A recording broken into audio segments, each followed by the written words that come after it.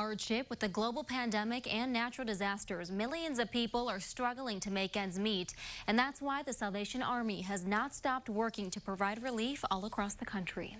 So now the organization is calling on new and regular supporters so they can help millions of people. And joining us this morning now to help spread that message, we have Commissioner Kenneth HODDER. He's actually the national commander for the Salvation Army. So we do welcome you to the morning show, and we're pretty excited to talk with you this morning.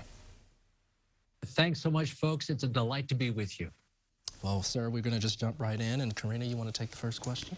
Yeah, can you tell us what makes this holiday season just so important for people to give back in general? Well, it is important for people to know that right now the nation is dealing with pandemic poverty. The Salvation Army serves those who are most in need. And there are still millions of Americans who are at risk of losing their home, who are having to make terrible decisions between buying food or paying the light bill. There are lots of people who are having to deal with the opioid epidemic. And of course, there are natural disasters to deal with. So the need today is as great as ever. And the Salvation Army intends to do everything it can to help. Now, Commissioner HODDER, we also know that you're trying to reach out to new people. So do you have a specific fundraising goal that your organization is trying to reach this year? Absolutely. We're increasing the goal from last year, Matthew. We're going from $120 million last year to $175 million. That's a lot of money, but we are counting on a very generous American public to help us to meet that goal.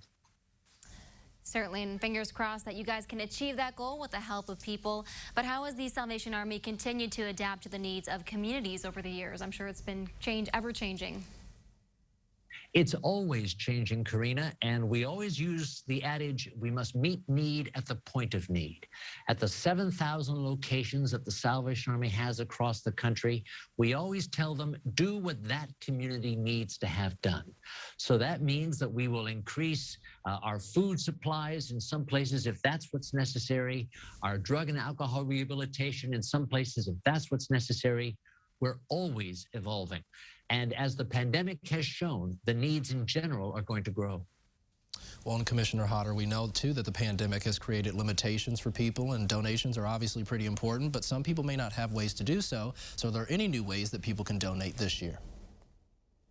We're always adapting in that regard, and I'm glad to say that this year we've taken another step forward. People can actually give cryptocurrency now to the Salvation Army. We're accepting Bitcoin and Ethereum, and that's a big development for us. Awesome, some good news there. And just in case some of those new options aren't available for everyone, where can people go if they would like to donate to those in need? We would invite people to go to salvationarmyusa.org, where they can find out about giving opportunities and volunteering in their local community, or they can call 1-800-SAL-ARMY. All right, Kenneth HODDER, thank you so much for being here this morning and telling us all about how people can make an impact. Thanks so much, folks, and a Merry Christmas to you. Yes, Merry Christmas to you, and thank you for the positivity on the morning show. Of course, same to you. Now, Jack has your forecast up next. We'll be right back.